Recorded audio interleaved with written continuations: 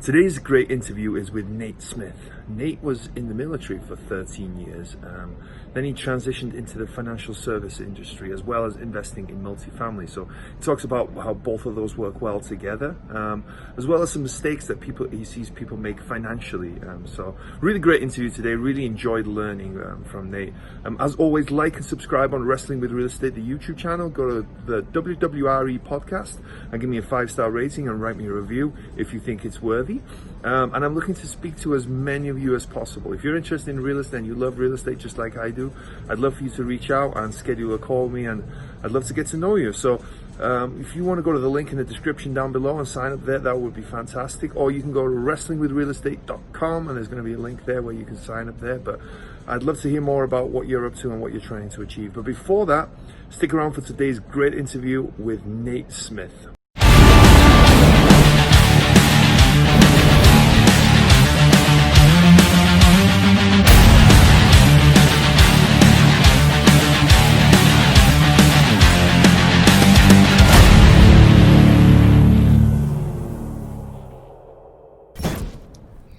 Hello and welcome to Wrestling with Real Estate, where we look to choke slam all your real estate problems. I'm your host, former WWE wrestler, and now Cirque du Soleil performer, and of course, multifamily real estate investor, Barri Griffiths. Now today we have Nate with us. Hey Nate, how's it going?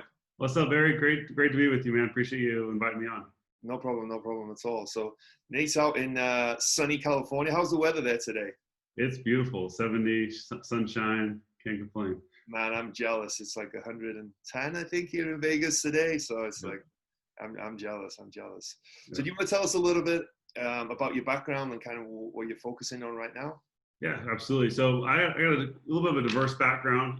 I've been in the military for the last 13 years. I serve in the International Guard now, fly airplanes out here in California part-time. Now my main focus is in the financial services industry. I run a financial services company. And then also real estate investing. My wife and I run a real estate investing company where we focus primarily on apartment buildings. And we got in the apartment business about a year and a half ago is when we kind of made that transition. I did a couple small single stuff before that. And like you were saying, the single thing that didn't work out as well as I thought it would. Then I started listening to a guy named Grant Cardone. And he did the math for me. I was like, okay, that makes way more sense. We got to figure out how to get into the bigger game. And so made that transition, and then I got started in the financial services business kind of late, beginning of this year. It just made sense. It clicked. It was a business that kind of was parallel the real estate side really well, and it's got me introduced to investors, and also just kind of allows me to help people with their money and kind of put them in position so they can invest in real estate or whatever it is they want to do. So it's kind of a good parallel. But that's kind of my background and kind of where I'm at right now. Like I say, I live in California and loving life, working hard. Cool. Yeah, that's great. Especially when you're able to, partner up with your wife and bring the real estate into the financial world, because they both go hand in hand very well, in my opinion, anyway. Yeah. So you talked about you work in the financial services. So, speak a little bit about that and kind of what you do and kind of the services that you provide to people. Yeah, absolutely. So on a broad picture, my main focus is I just help people better understand how money works. I help them with, better understanding their impact, their exposure to the markets, help them create plans and strategies to protect themselves from the markets, help them save on taxes and things like that.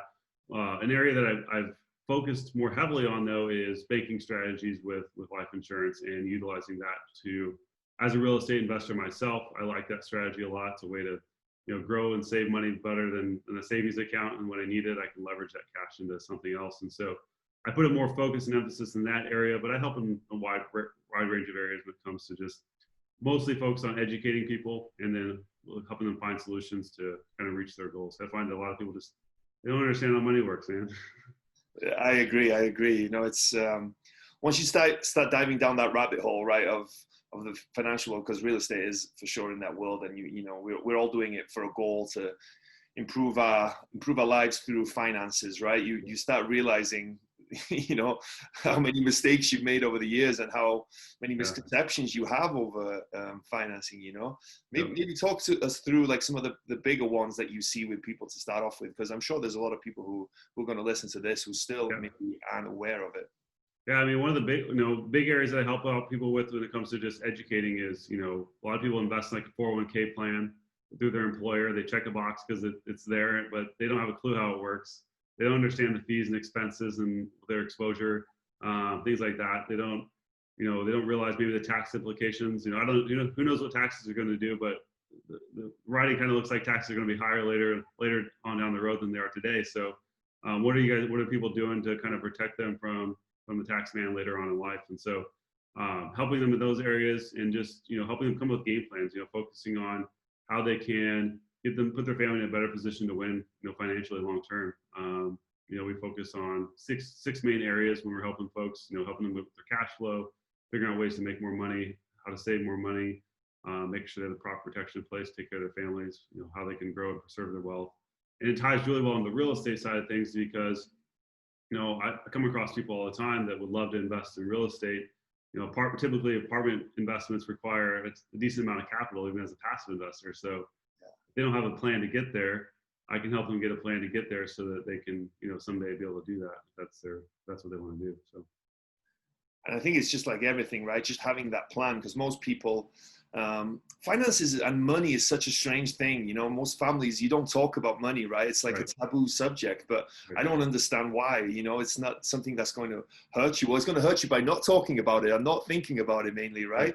Right. But for the most part, I know my family really, they didn't really talk about it too much. You don't understand the finances, but it's such an important part of our lives, whether you like money or you're a capitalist or you're not or whatever. It's such an important part of our life, and if you just put some focus towards it, it can really change the trajectory of your life. And it's important to have that goal and that understanding, and just having that basic understanding of having a goal of, okay, what are you working towards? What is your financial goals? And there's nothing wrong with that. You're not being greedy or selfish, and I think that's the problem as well. If you think about money too much, people want to put that stamp on you, I feel like. No, it's totally true. And we're not taught about it. I don't know about you, but I never had a real finance class in high school or college or even the military. And they never taught me about how money works, other than go stick it, and we call it a TSP in the military, like 401k. That's about the extent of education we get, and I think it's kind of a thing. Wall Street wants to make it seem more complicated than it is. Money's not that complicated. It's just there's a few basic principles. If you understand it and apply it, you can really win with it. But they want you to think it's complicated and that you need to trust them with their money, and then so they can get you all the fees and expenses and things like that. So not saying you shouldn't invest in those vehicles, but if you don't understand it, you can get hurt pretty bad. So I was surprised about the fees. It's surprising about the fees. What they advertise and what you actually get charged are two different things, right? Maybe talk about that quickly. We're a real estate show here, but I think that could bring a lot of value to people. Yeah, for sure. I mean, there's a lot of different aspects to those types of investments. If you're have your money actively managed, it's important to understand what fees and expenses are charging you. And then also, 401ks, there's different things like share classes and things like that. And they have different types of fee structures. And if you understand what you're looking for, you can make sure that you're not choosing funds that are going to have high fees and expenses. You can focus on things that you don't have those high fees and expenses. And a great book that kind of touches on that is, Tony Robbins. He has two great books, Money Masters the Game and Unshakable. And that's really where I started, seeing that and opening up my eyes to that area. And he kind of dives into that too as well. But that's probably the biggest thing is understanding what you have available to you, and then making sure you're not, choosing the things that are fees, have fees and expenses. I talk to a lot of people all the time. I'm like, well, why'd you pick that? I said, I don't know. It had a cool name, so I checked that box. It's the first name I saw or whatever. He seems smart. So. It's unfortunate, because over the life of that investment, if you start investing when you're 30, that's a lot of money that you could be throwing away. And I was smiling because when you mentioned Tony Robbins and Money Master the Game, that's the one that really made the light bulb go off to me. I'm not too invested in retirement funds, but at that point I was like, wow, this is crazy that you're not aware, that I'm not aware of this and other people aren't. Yeah, exactly. Yeah, I don't do too much in the those type of funds anymore. I'm more focused on real estate. I want my money to be able to go into real estate. So that's why I like that life insurance strategy, because it keeps my money liquid. I can still grow it safely and then leverage it when I need it for real estate. I don't like my money tied up. Yeah, and that's a really interesting strategy. I've talked with someone about that before, but especially as you're actively doing it, let's dive into that a little bit. Talk about a little bit about what is banking on yourself, and then more specifically how you use it for real estate.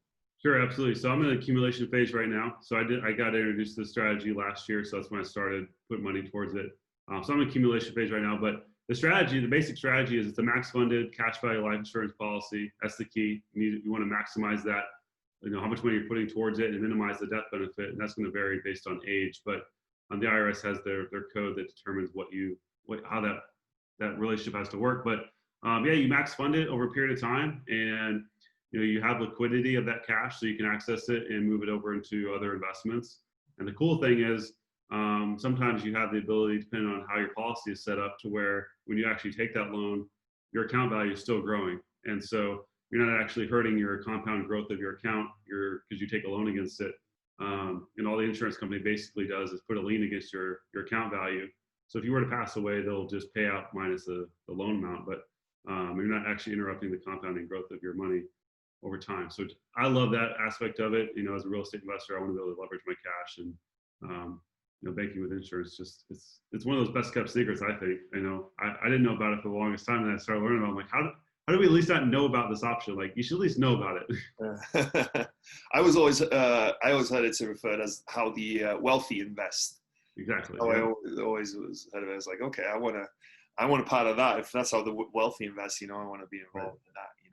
And anybody can get involved, because it's, like I said, it's max funded minimum death benefit. It doesn't mean you don't have to put hundreds of thousands of dollars in. You could start smaller. You just start with a smaller policy, so that you're minimizing, the cost that you have to, require to have the policy in place. So it doesn't, you don't have to be wealthy to take advantage of it, basically. Yeah. So you said you're at the accumulation phase right now. What exactly does that mean?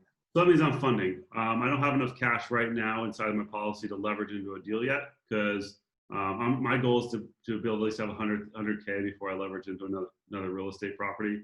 And so right now I'm funding it, and probably fund it over a couple of years before I have enough cash inside of it, to be able to leverage into a real estate deal. But so right now it's in the growth phase. Once I get to that 100K, that's when I'll leverage it in over to a deal. Yeah. And for anyone who's maybe hearing this for the first time, I think if I can try and break it down to the most basic way, is that so say you accrue money in this account, you put money in over the years, and that money grows at around roughly around 4% is what I've always heard, or is yeah, it just depends. Depends on what type of policy you're using, but I would say between 4 and 6 would be an average. Some do a little bit better. It just kind of depends on if you're using, whole life, or if you're using index universal life, and if you're married, if you're just off of dividend returns of a company, or if you're going off of market returns. I would say whole life is probably that lower one, like the 4 to 6, like you're talking about. In index universal life, where you have a chance to play with the market a little bit and be involved in that, you could do a little bit better, maybe like 6 to 8%. Okay. But when you have that money accrued in that account, that's growing, that will, for the most part, depending on the policy, for the most part, it will be growing at, say, that 4 to 6%. Then what you can do is you can take a loan out against that cash value that you have in there, and it's up to 95%? It kind of depends on how you have the policy set up. Some companies let you have early access. So if I'm designing for this, usually 90% starting year 2 is when you can start pulling cash out. Okay, yeah. So then you can take that money out, a loan to yourself, and then you can buy real estate with it. So then you buy real estate with that. Obviously, real estate is an investment. Hopefully, you make money on it if you do it right. Yeah. You're making money. So then you're making money on that real estate investment, plus you're making that money on that cash value that you have in that account. So you have both investments growing, which is such a powerful tool. Now, of course, you're paying interest on that loan that you've made, but you're going to be paying interest somewhere anyway, so you might as well be paying it.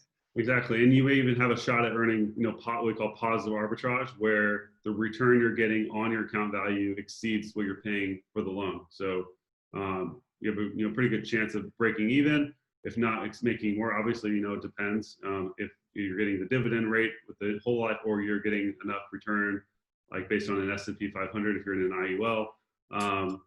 That kind of will determine if you can do that. But you have a good shot at getting positive arbitrage on it, because there are companies out there that will actually lock in that loan rate, guaranteed loan rate for the life of the policy.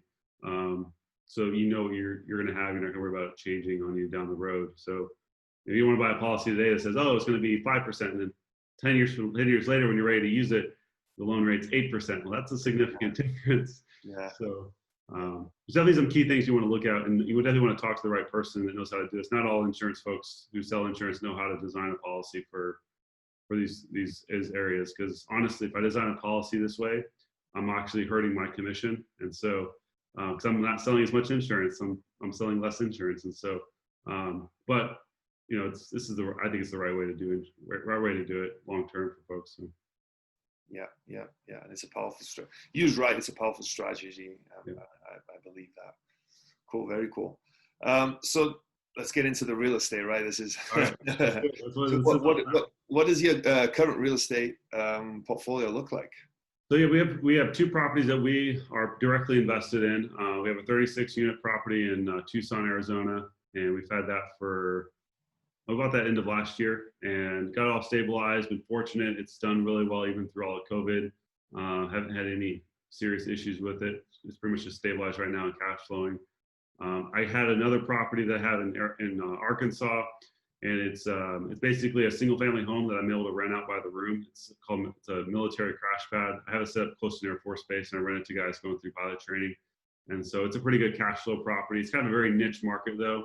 Not a whole lot of places in the country that it works. And so it's not an area that I decided to go down very far, but it's a good cash flow property, and then kind of support the living while I focus on the apartment investing. So, but we're primarily focused in that Tucson and then Las Vegas markets as well. So. Interesting. Yeah.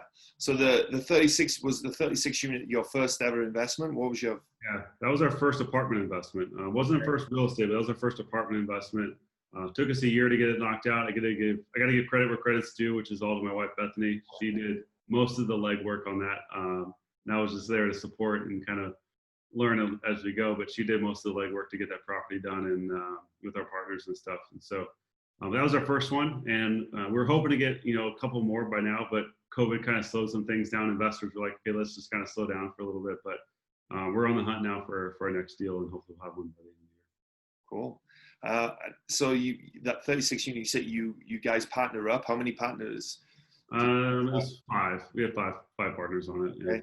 I know you guys were equal partners. How did you structure that deal? Who did what? Because that can be when you have partners on a deal, is obviously can be challenging to make sure that everyone's pulling their weight and everyone's crossing each other and getting in the way. Yeah, it was a mostly even split, based partly, it was based on how much money you put in and how much legwork you put in. And so we put a lot of legwork, but being our first deal, we didn't have much cash to put into it, so our percentage was a little bit smaller.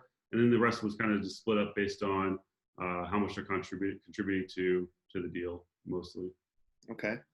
And then what was the story on that deal? Because it was off market. We just found the owner. He was ready to sell. It wasn't marketing it. We just kind of kept my wife did a really good job of just networking in the local market and getting to know a lot of people in the apartment investing world. And we ended up finding it. It was, the perfect value add type deal. It was mismanaged, bad tenant base, solid property, as far as it looked, but just needed to be cleaned up. And, we were able to go in there, clean it up, get good management in there, and turn it around pretty quickly. We had it pretty much almost completely turned and stabilized within about 3 or 4 months.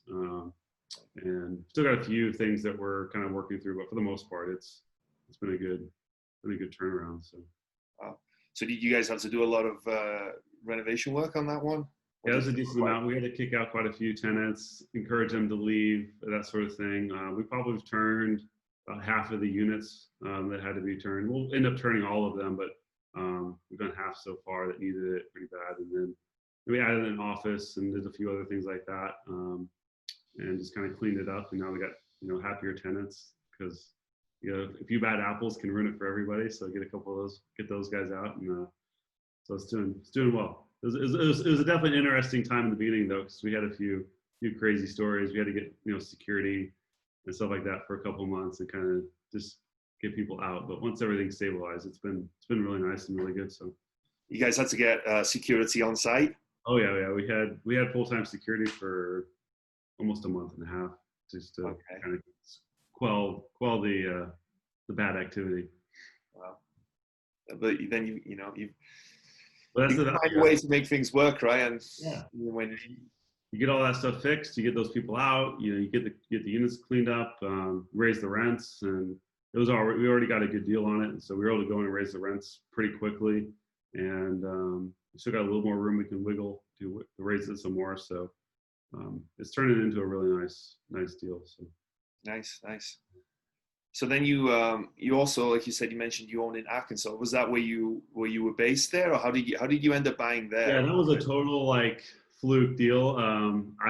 I was getting ready to go to pilot training there myself, and I had a friend of mine that was doing these crash pads where he was setting up these houses near military bases that have mostly pilot training stuff. People going there for a short time, and so I saw what he was doing. I saw how well it worked. I was like, well, I'm going to be there anyway, so I might as well check it out. So we went and checked it. We went and did that, bought a property, set it up, lived in it for the first 4 months while I was going through training, and then just rented out the rest of the house while I was there, and then kind of let it keep going from there. So it's been a nice, it's a very niche market though. It only works close to bases where you have guys going through training for a short amount of time, less than 6 months, things like that. So it's kind of like that midterm, not super short term, not like Airbnb, but not, long-term rentals. It's usually, most people stay in there for 4 months, 3 to 4 months. So then you guys have a lot, how do you guys manage it? How do you guys find the tenants? Do you go through the base? There's a company, it's called Military Crash Pads, and I just use them. Oh, so they take care of everything, all the marketing, and they fill it with the tenants, and I just pay them a cut for it. So I don't have, it's pretty much completely hands off. Wow. This is actually a good story. So one of the things I'm a big believer in is figuring out ways to invest in something and get my money back as fast as possible. So I'm basically getting an infinite return on my money. Mm-hmm. And so this was a deal like that.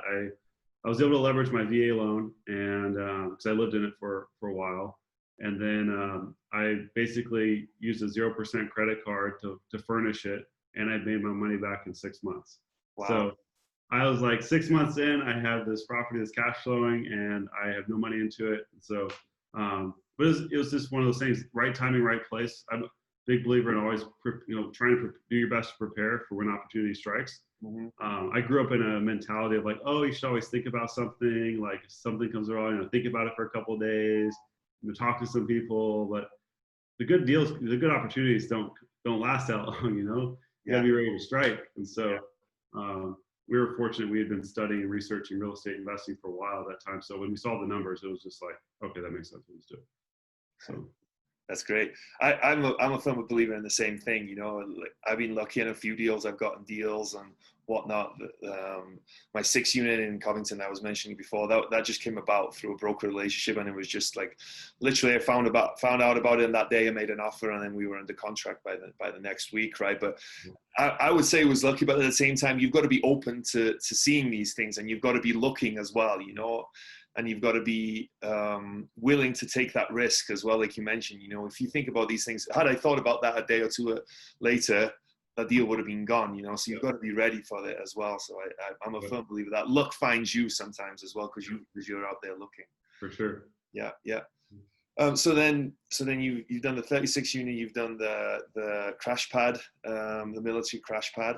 Then have you currently got any more deals, or what's next for you? Don't have anything in the pipeline at the moment, except we're definitely looking. Like I said, we're out in Vegas this past weekend, driving around, just looking for properties that look like they need a new owner, and then now we figure out how to get in touch with them and find somebody that wants to sell. So we definitely we're ready to get our next deal, ready for the next deal, and so we just don't have anything in the pipeline yet.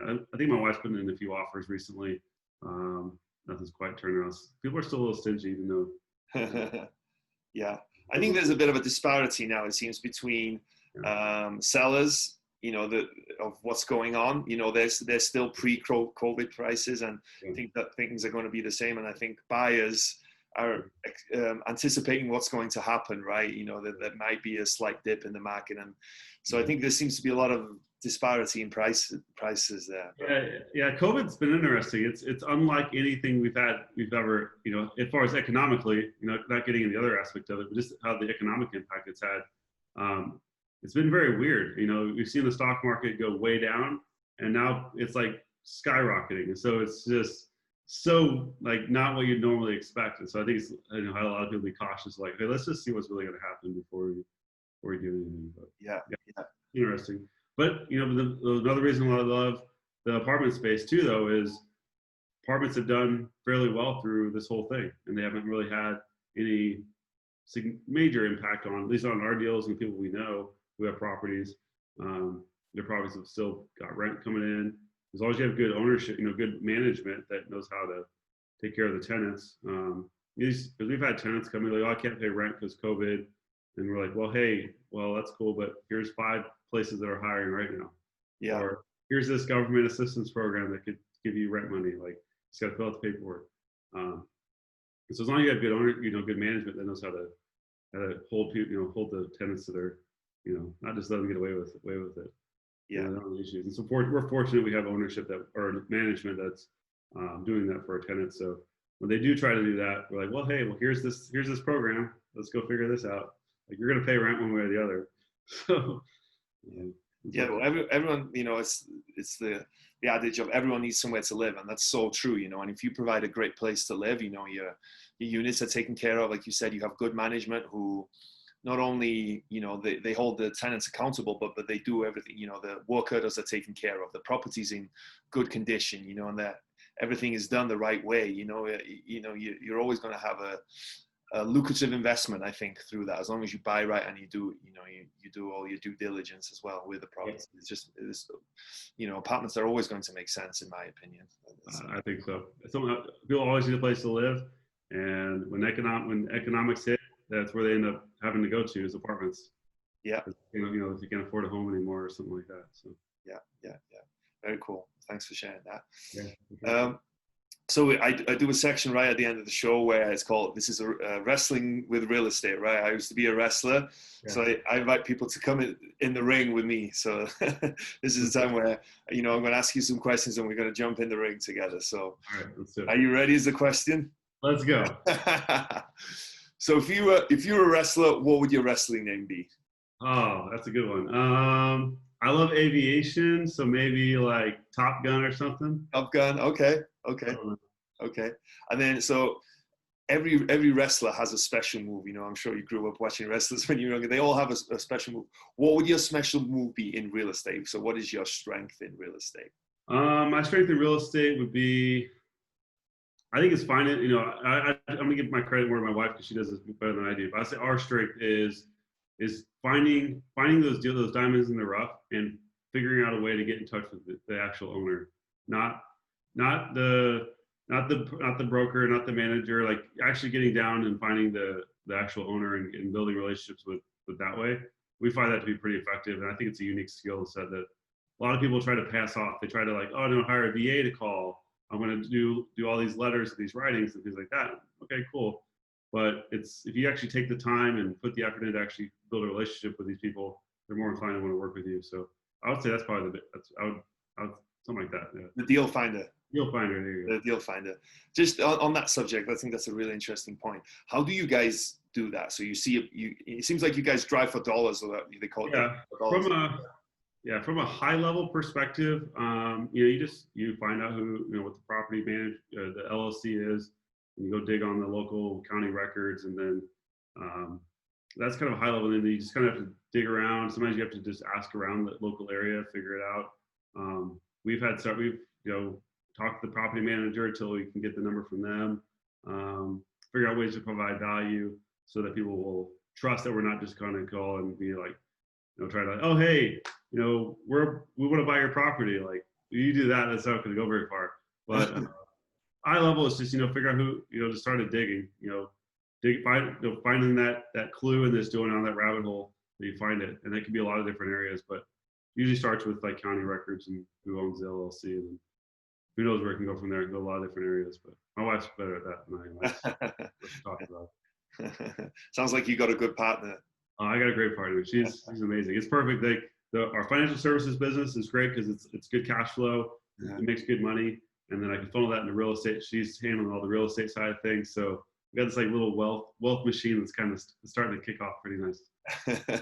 Well, anytime we talk with anyone in here about partnerships, getting in partnership and finding a partner, they always say like it's like a marriage. Well, yours is literally like a marriage. So. It really is. Yeah, exactly.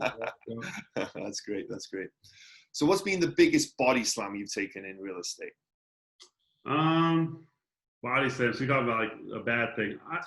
Something that went wrong. Yeah. Yeah, I would say the first property I ever had. It wasn't. I don't know if it didn't really quite feel as bad as a body slam, but definitely learned a lot. I had a single family property. I bought it. I was just joining the military. I was young. I didn't know what I was doing. I just heard real estate investing made sense, so why not buy a house, right? So I bought a house, fixed it up, spent way more money on fixing it up than I probably should have.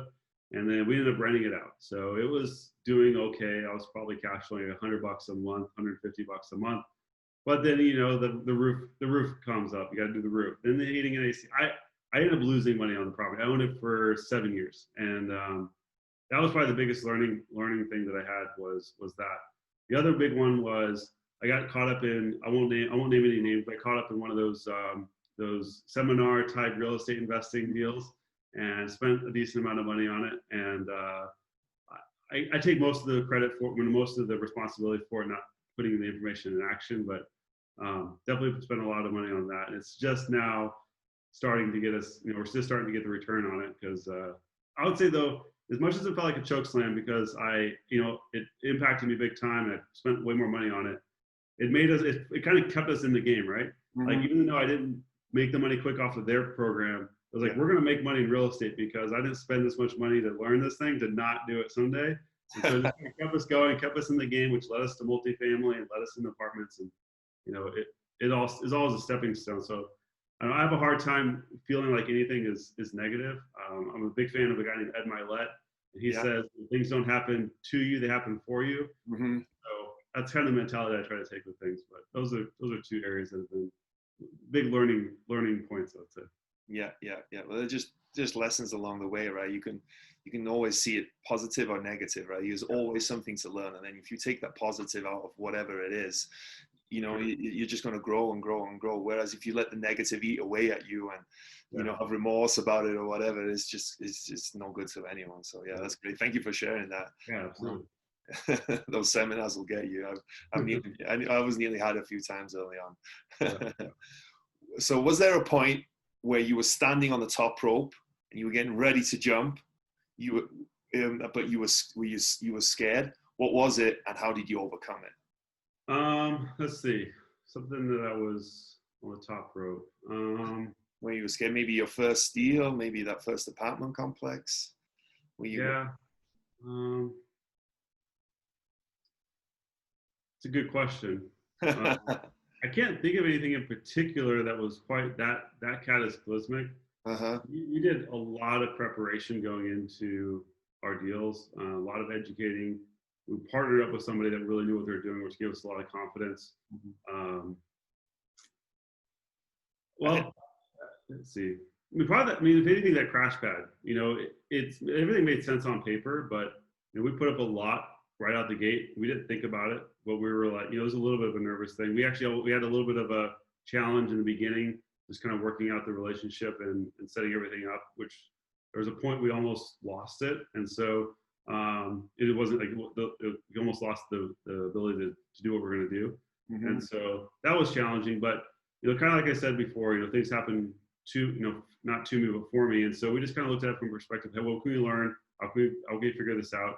And we figured it out. We had good relationships with folks, but I don't know. I can't really think of anything that's been like that crazy where I was like, oh my gosh, and crazy.